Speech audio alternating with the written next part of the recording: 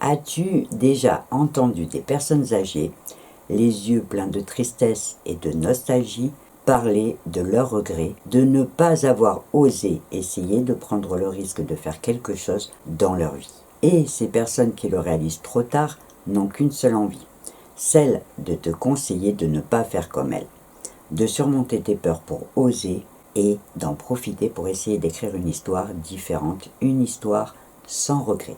Pour tout te dire, cette vidéo m'a directement été inspirée par l'histoire de Bronnie Ware, une infirmière australienne qui a aussi écrit le livre Les 5 regrets des personnes en fin de vie, en ayant recueilli directement ses témoignages auprès de ses patients, et parce qu'elle s'est rendue compte qu'il y en avait 5 qui revenaient très souvent. Le premier regret dont Bronnie nous parle, c'est celui de ne pas avoir eu le courage de vivre la vie dont on rêvait vraiment, pour vivre celle que les autres attendaient de nous. Le deuxième regret, c'est celui d'avoir trop travaillé et de ne pas avoir assez profité de sa vie personnelle. Le troisième, c'est celui de ne pas avoir eu le courage d'exprimer ses sentiments. Le quatrième, c'est celui de ne pas avoir gardé le contact avec ses amis. Et enfin, le cinquième, c'est celui de ne pas s'être accordé assez de bonheur dans sa vie. Son livre est un message touchant qu'elle nous envoie comme un avertissement pour qu'on en prenne conscience avant qu'il soit trop tard. Alors, dans cette vidéo, j'ai choisi de ne pas revenir point par point sur chacun de ces regrets, mais plutôt d'aborder le sujet sous l'angle plus large de la grande peur qui nous hante tous, le regret de ne pas avoir agi. Mon objectif étant de partir du constat de Bronnie pour essayer de te proposer des solutions concrètes qui pourront t'aider à passer à l'action. Parce qu'au-delà des témoignages des personnes âgées ou des personnes en fin de vie, j'ai envie de te dire qu'il n'y a pas d'âge pour avoir des regrets. Selon des études sérieuses, 82% des gens avouent regretter ne pas avoir saisi une opportunité par peur de l'inconnu. Imagine passer toute ta vie à te demander « et si j'avais osé, comment ça se serait passé ?» Alors, laisse-moi te montrer à quel point choisir de passer à l'action peut transformer ta vie personnelle comme ta vie professionnelle. Et pour te convaincre que tu peux le faire, je t'ai même préparé un petit programme en 7 points, simple et bien détaillé. Alors, si tu n'as pas envie de faire partie des 82% de gens qui regrettent de ne pas avoir osé, ou si tu n'as pas envie de finir avec un « et si » gravé dans ta tête à vie, dans cette vidéo, je vais te mettre au défi de passer à l'action. Pour, dans le meilleur des cas, profiter de grandes joies et, dans le pire des cas, t'éviter le poids des regrets. Pour bien comprendre comment surmonter ce problème, il est important de connaître quelques petits éléments simples de la psychologie humaine, qui nous expliquent par exemple pourquoi nous hésitons presque systématiquement à nous lancer.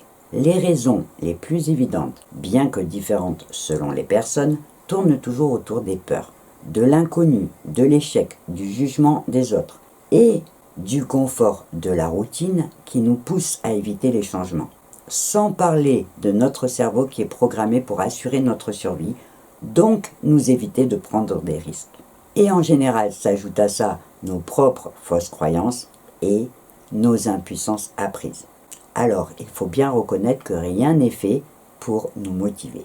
Sauf que de l'autre côté de la balance, il y a l'impact psychologique et les effets néfastes de l'inaction sur notre santé mentale, morale et émotionnelle. Parce qu'il est prouvé scientifiquement que l'inaction peut mener à la frustration, à la perte d'estime de soi et à l'accumulation des regrets qui peuvent nous affecter profondément parce que le regret est une émotion puissante et que psychologiquement il est plus douloureux de regretter quelque chose qu'on n'a jamais essayé plutôt que de regretter quelque chose qu'on n'a pas réussi. Parce que l'inaction laisse un champ infini de « et si » sans réponse. Et en plus, ton imagination ne va pas pouvoir s'empêcher de te rejouer des scénarios et des scénarios non réalisés encore et encore. Elle va aller jusqu'à te faire imaginer ce que tu aurais pu avoir et qui n'est plus accessible. Et c'est ce potentiel non réalisé qui nous brûle de l'intérieur. Comme on l'a vu au début de cette vidéo où je te parlais des regrets des personnes âgées, qui s'en veulent de ne pas avoir changé de carrière, voyagé ou de ne pas avoir exprimé leurs sentiments aux personnes importantes pour eux. Les opportunités manquées sont en général perdues et c'est en les cumulant que l'on finit par avoir une vie pleine de regrets. Maintenant que je t'ai fait prendre conscience de tous ces éléments importants à connaître, laisse-moi t'expliquer comment choisir de passer à l'action peut impacter la dynamique de ta vie en te permettant de prendre de meilleures décisions et donc d'éviter les regrets dans ton futur. Dans cette vidéo, je ne reviendrai pas sur la peur de l'échec à laquelle j'ai déjà consacré une vidéo pour t'aider à la dépasser. Par contre, je vais te parler des effets bénéfiques du passage à l'action. Parce que t'engager à passer à l'action va te motiver, va te donner de l'énergie et surtout va t'apprendre que chaque petit pas, même minime, est celui qui va t'éloigner de tes regrets pour te rapprocher de ta réussite. Prendre l'initiative de passer à l'action, même si c'est pour finir avec un essai raté, c'est déjà gagné. Chaque erreur t'apprendra pour te préparer à réussir. Dans ma dernière vidéo, justement sur la peur de l'échec, je te donne des exemples de personnes qui ont eu un parcours incroyable de réussite, en passant par plusieurs essais ratés. Et tu peux regarder autour de toi. C'est d'une logique implacable. Ceux qui réussissent, c'est toujours ceux qui ont essayé. Comme nous le rappelle d'ailleurs la célèbre pub du loto, 100% de gagnants ont tenté leur chance. Attention que les choses soient claires, je ne voudrais pas que tu confondes l'enthousiasme que je mets à essayer de te convaincre avec le fait que j'essaye de minimiser la difficulté. Mon plus récent passage à l'action a été justement de prendre la décision de me mettre à mon compte. Et je peux te dire que vu les enjeux, j'y ai bien réfléchi. Mais l'envie de tenter cette aventure a été plus forte que tout. Je ne m'imaginais même pas faire autre chose. Maintenant, pour t'aider, je t'ai préparé un petit programme en 7 points, comme à mon habitude, simple mais efficace, pour t'aider à faire tes premiers pas pour surmonter tes peurs et passer à l'action. Le premier point va te demander de la réflexion, puisqu'il va consister à identifier tes peurs, pour savoir si tu as peur de l'inconnu, si tu as peur de l'échec ou du jugement des autres. Il faut que tu réfléchisses à tes expériences passées pour comprendre d'où peuvent venir ces peurs et pouvoir y travailler dessus. Le deuxième point va être de bien préparer ton projet. C'est une étape capitale pour réussir. Alors, prends le temps de bien le réfléchir, de faire des recherches et peut-être de te former pour acquérir les nouvelles compétences si tu en as besoin.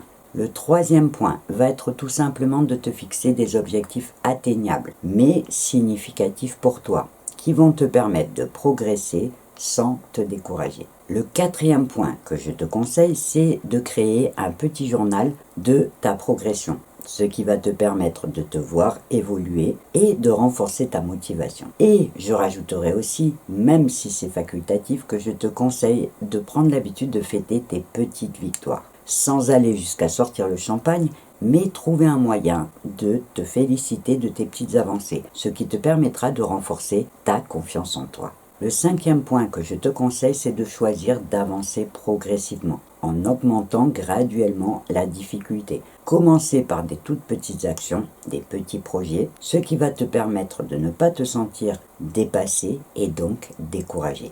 Chaque petit projet te donnera l'opportunité d'apprendre quelque chose de nouveau, que ce soit une nouvelle compétence ou quelque chose sur toi-même. Et bien sûr, tu pourras toujours choisir d'utiliser la visualisation positive dont je te parle souvent dans mes vidéos, qui vont te permettre de t'imaginer en train de réussir et donc de ressentir les émotions associées à cette réussite. Je précise, parce que j'en parle souvent dans mes vidéos, que la visualisation positive n'a rien de spirituel ou de mystique. C'est juste une technique de préparation mentale. Le sixième point que je te conseille qui va vraiment t'aider, c'est de te créer un réseau de soutien, avec qui tu pourras parler de ton projet, de tes difficultés ou de tes peurs. Ça peut être des amis de confiance ou un groupe sur un réseau de personnes qui partagent les mêmes objectifs que toi. Tu pourras même, si jamais tu es en difficulté, choisir d'embaucher un coach qui a de l'expérience dans ton domaine et qui pourra donc t'accompagner par ses conseils et te faire gagner du temps. Et enfin, le septième point, c'est de prévoir des temps d'évaluation pour pouvoir surveiller tes progrès et faire des ajustements si jamais tu en avais besoin. Parce qu'il ne faut jamais oublier que ton projet va évoluer et se transformer pendant sa réalisation pour s'adapter aux circonstances extérieures, aux rencontres que tu vas faire ou à de nouvelles opportunités. Et donc, il faudra que tu restes flexible pour adapter tes méthodes ou ton approche selon les résultats obtenus ou les leçons apprises. En adoptant cette méthode simple, tu vas non seulement développer la confiance nécessaire pour prendre des risques calculés, mais aussi la résilience pour faire face à d'éventuels essais ratés. Parce que l'action devient moins intimidante quand elle est préparée et soutenue par une approche progressive et réfléchie. Et pour conclure, je te dirais qu'oser agir et prendre des risques peut être intimidant la première fois, mais que les bénéfices à long terme surpassent largement l'inconfort du début. Et n'oublie jamais que le regret de ne pas avoir agi est toujours plus douloureux que celui d'avoir tenté et échoué. Alors, on peut dire qu'oser prendre des risques, c'est juste vivre pleinement. Je vais m'arrêter là pour cette vidéo, en espérant qu'elle te motivera à réfléchir à quelle petite action ou petit projet tu peux déjà entreprendre pour transformer un horrible « et si » en « je l'ai fait ». Pour finir, si jamais tu ne l'as pas encore fait, je te conseille d'aller jeter un coup d'œil à ma vidéothèque qui contient déjà plusieurs vidéos qui pourront t'aider à dépasser tes limites pour écrire ton histoire. Avant de te quitter, je te rappelle que si tu as des questions ou des réactions à partager, une partie commentaire sous cette vidéo peut te permettre de le faire et je me ferai bien sûr un plaisir de te lire et de te répondre. Cette fois, tu sais tout, alors on va devoir se quitter. Mais bien évidemment, je te donne rendez-vous dans ma prochaine vidéo. Et en attendant, je te souhaite une belle soirée ou une belle journée. Et je te dis au revoir et à bientôt.